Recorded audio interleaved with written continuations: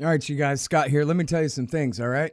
If you want to get in line to get a copy of the audiobook, which will be out any week now, then anybody who donates $20 or more at scotthorton.org on a one-off donation will be on the list, and you'll be among the very first to get Fool's Errand in audiobook. It's me reading it and me editing it. That's why it's taken forever, but we're getting there.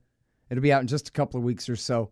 So do that at scotthorton.org/donate. Of course, any donation of $50 or more to scotthorton.org or the Libertarian Institute, and you get a signed copy of the book, Fool's Errand.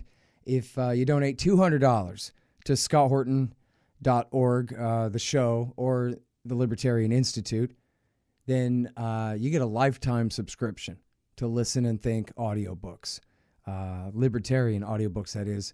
Look them up at listenandthink.com. Now, here's how to support this show. Sign up for the podcast feed at scotthorton.org and sign up for the whole show stuff there, the Q&A. I'm going to do a new one of those sometime soon, I promise.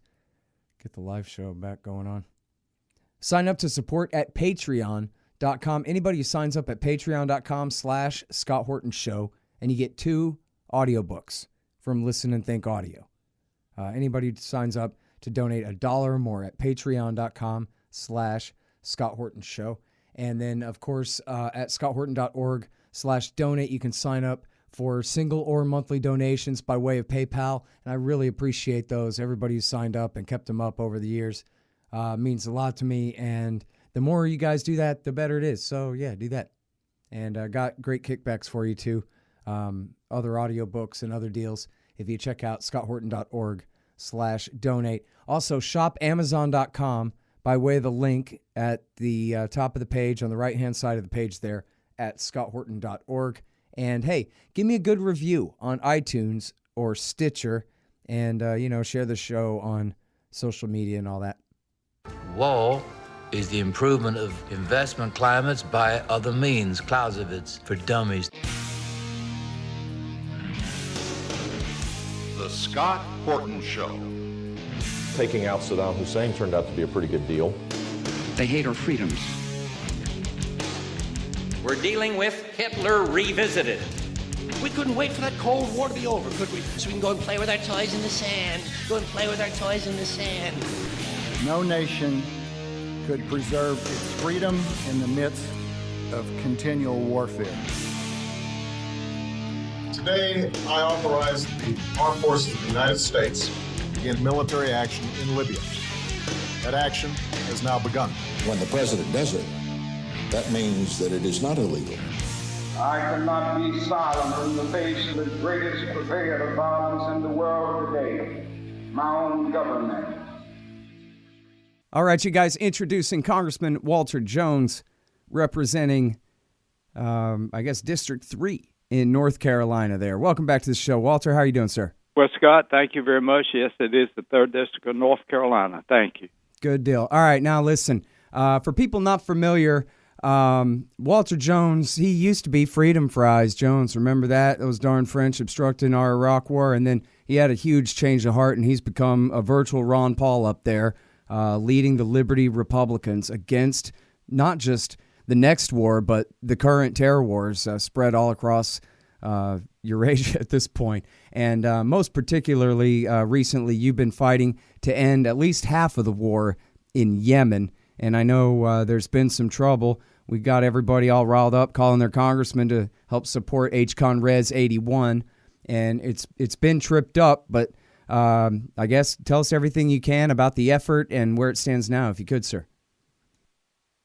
Well, I'm a co-sponsor, and I'm very happy to be on with the congressman from California because I tell you the truth, Scott, it's just one more example.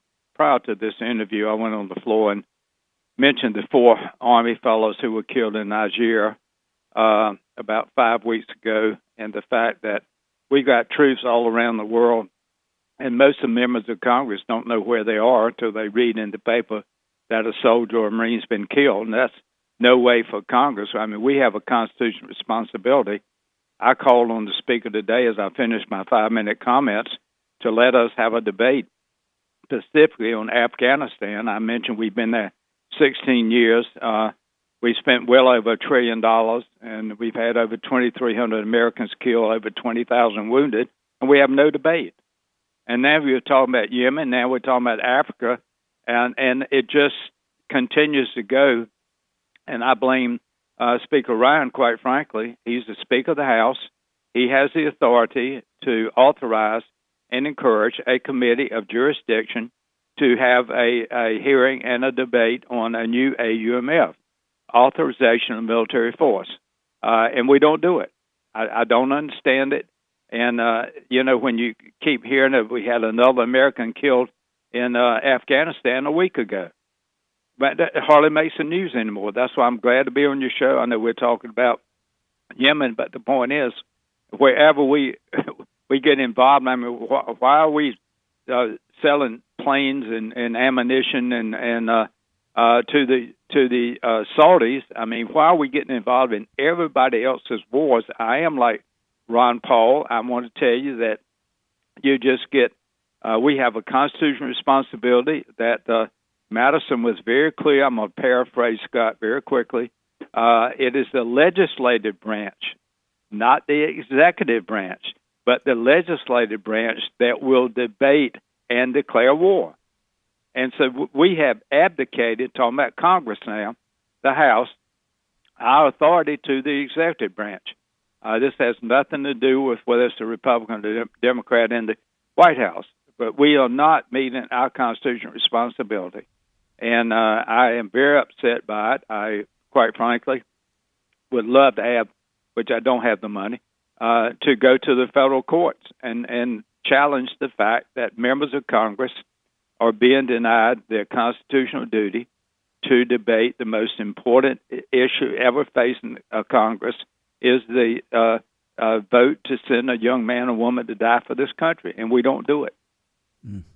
Well, now, I mean, the AUMF passed after September 11th obviously has been interpreted so broadly here, but specifically on the Yemen point, we can go back to Afghanistan, the rest of it in a second, but specifically on the Yemen point, more than half of that war, really, there are two wars. There is a war against al-Qaeda and ISIS in the south of the country, special operations forces and CIA drones there, our best, reported information in the public sphere there. But also, we're helping the Saudis, as you said, wage this war against the Houthis and their alliance with Saleh, the former American-backed dictator there. And this part of the war is actually for al-Qaeda and ISIS. And I think that was what you guys were going for with this H.Con.Res.81, right, was to say that you can't even pretend that this is covered by the AUMF passed after September 11th, when this is actually helping, right? Just like George Bush, he did get a separate resolution for Iraq.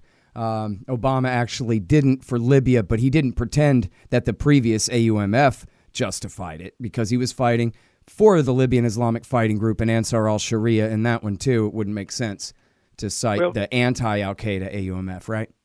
Scott, that's exactly right. When Mr. Congressman Kahana came to talk to me about this, I told him absolutely.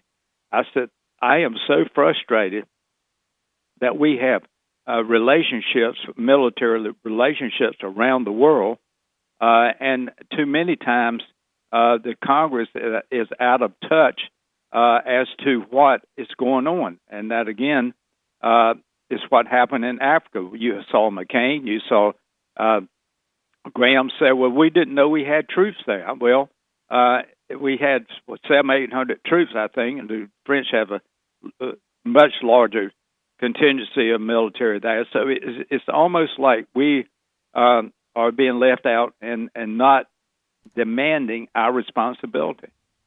Now, my friend Sheldon Richmond made a really good point here about what happened with the Rules Committee here on this H.Con.Res.81, where the Rules Committee, in their words, I forgot which one of them, their spokesman or whoever had said, well, they decided that the war in Yemen or whatever level of American participation in Saudi's and UAE's war in Yemen doesn't, I think, quote, rise to the level of the War Powers Act.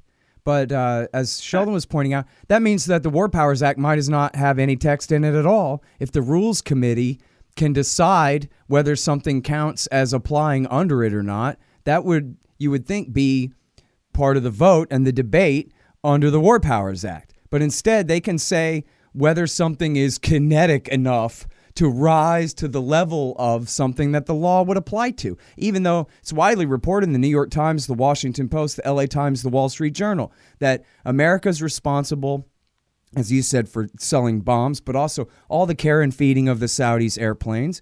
Our AWACS control the airspace. Our fueling tankers refuel their planes on the way to their targets. Our Navy helps enforce the blockade. What the hell? We got to drop an A-bomb on them for it to rise to the level of the War Powers Act applying to it, sir? Scott, that is the dishonesty of Washington. Example you just gave. The Rules Committee is nothing but a puppet group from the Speaker of the House, who now is a Republican named Paul Ryan. Pete Sessions is the chairman. I like him fine, but they do exactly what they want to do, and in my opinion, they are violating our constitutional responsibilities of members of the House.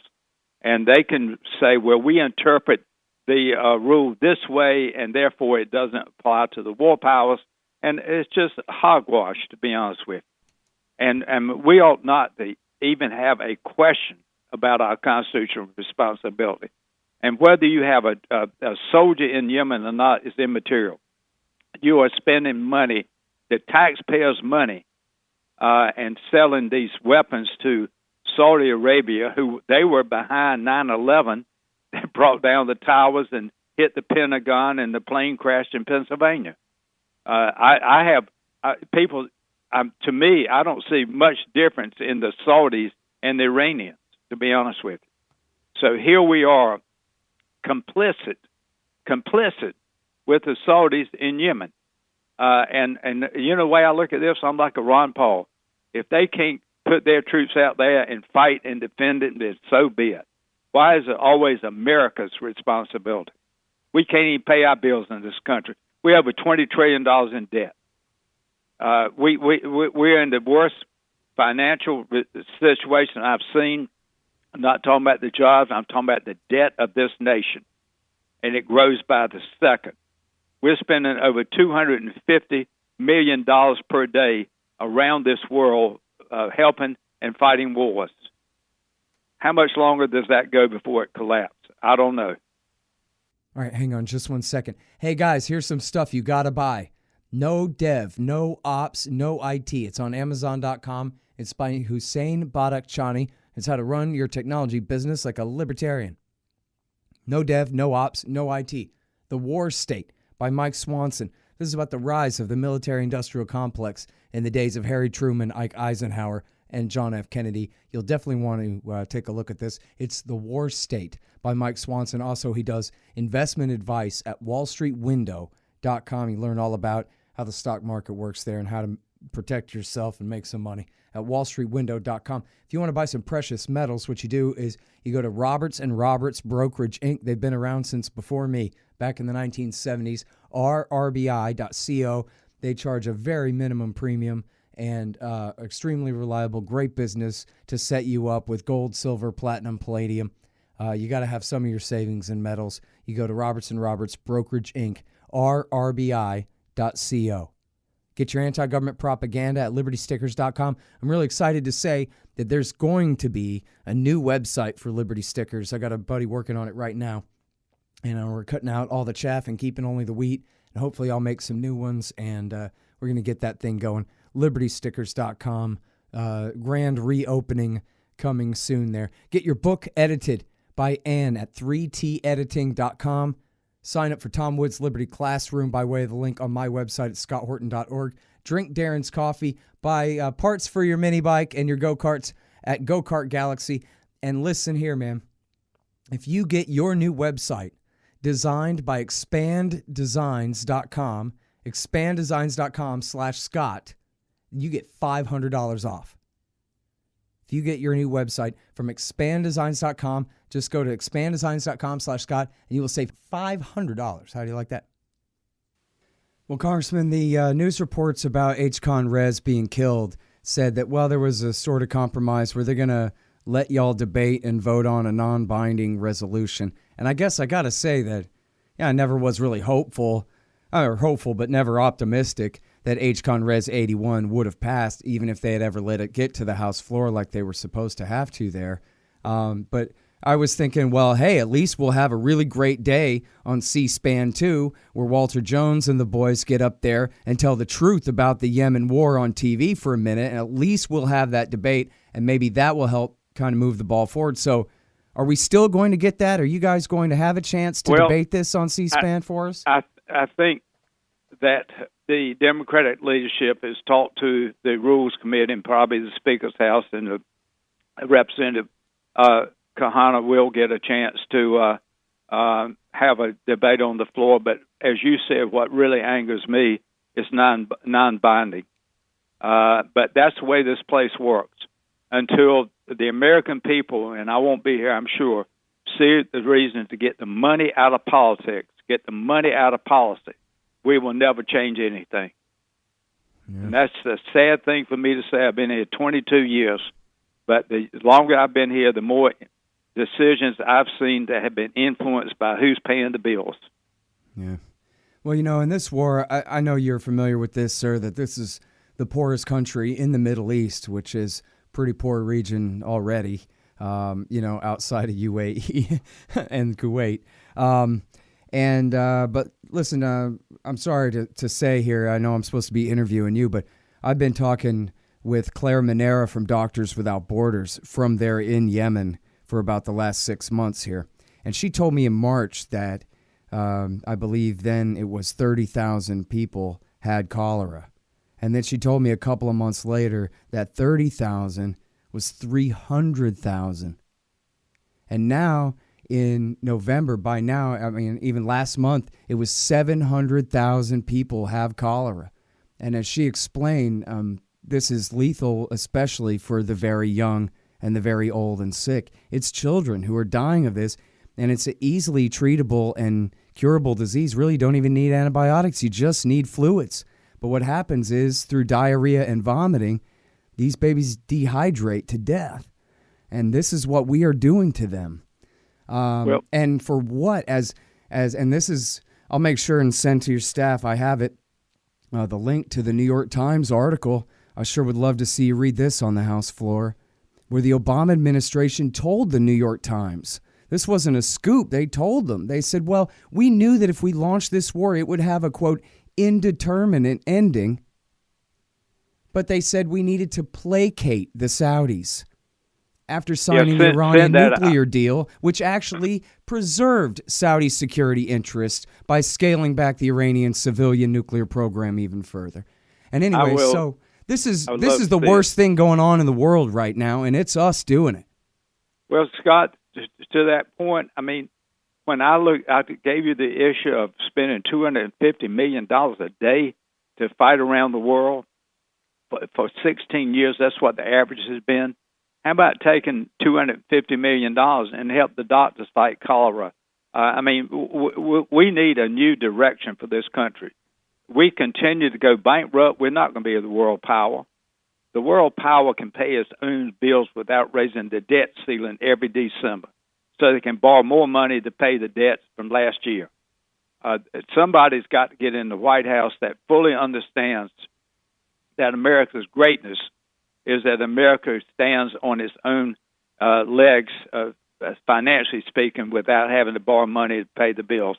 And all that weapons that we are using, the drones, and you kill somebody in another country and you kill the bad guy, but you hurt 10 of the innocent people, and those people remember for the next 100 years that America sent a drone over and killed my grandfather, who was a good, decent guy.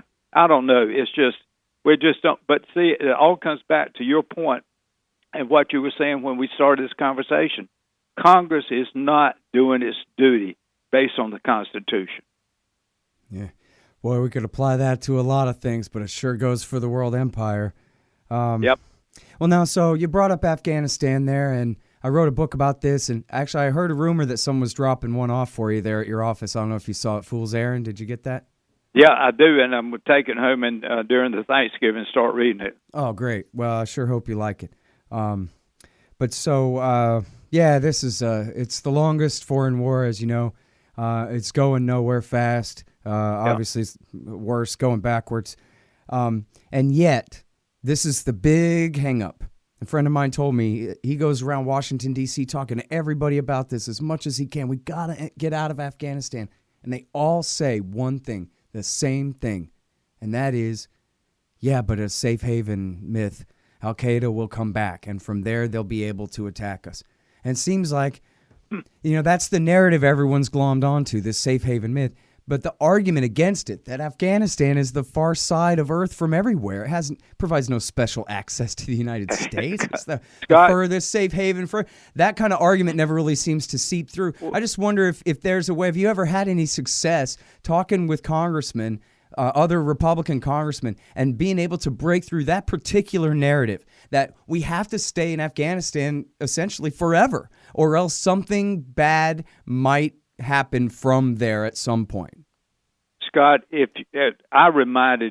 getting to a point. I reminded Mr. Trump in a letter I sent him on July the 14th, I'll get Allison to send it to you, that he had made 30 statements, and I'm sure tweets as well, about how fruitless and it was wasteful was it to be in Afghanistan. In the letter I wrote him on July the 14th, I used 4 of his quotes, and then I closed with the former Commandant of the Marine Corps, Chuck Krulak, has been my unofficial advisor on Afghanistan, and he doesn't think, and I use what he said in the letter to President Trump, Afghanistan is unwinnable. But yet we're going to keep spending billions and trillions of dollars over there, wasting the taxpayers' money. And yet, Scott, the problem is, if you think about the Vietnam War and the excellent program that Ken Burns and Lynn Novak did recently, what changed the Vietnam War? The protests. The people got upset. I'm not talking about protests of burning down buildings and anything else, but the problem is, without the draft, there are only a few of us who think about what's going on. The majority of the leadership here in Washington, they're all consumed with tax policy. I went on the floor today in 2008. Miss Pelosi was the Speaker of the House. I went to her staff and asked her, would she consider once a month herself, not a member of Congress, but herself, being in the chair the first Tuesday of every month, and say we're going to have a moment of silence for our men and women who've been killed in combat and their families. And she kept her word. She did it.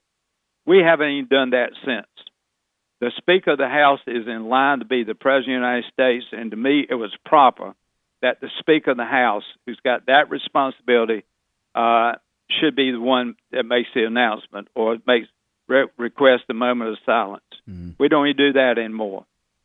Oh, I think maybe it's like you said about they won't allow a vote on a new AUMF. They're afraid they won't win.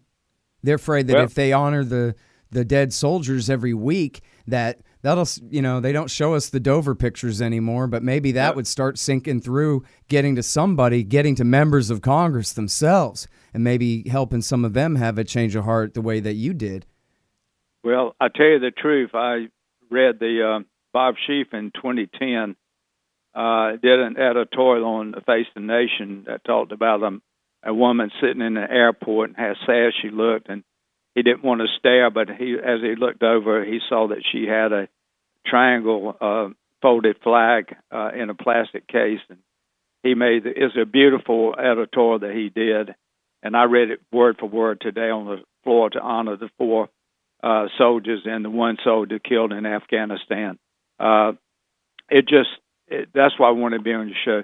The American people have got to let their voices be heard, and if your son or daughter's not over there, start worrying about somebody else's son and daughter being killed. We need to get the American people behind this thing. Congressman, may I offer one word of criticism here? Sure. I think you've done such a great job here, but one area where, and listen, it's far be it from me to. I'm not claiming am able to keep up with every word you pronounce or anything, but it seems like you always invoke the dead American soldiers, but never the dead innocent civilians in these wars. Millions now, at least 1 million since George Bush invaded Iraq, with the consequences for Afghanistan, Pakistan, Yemen, Somalia, Libya, Syria.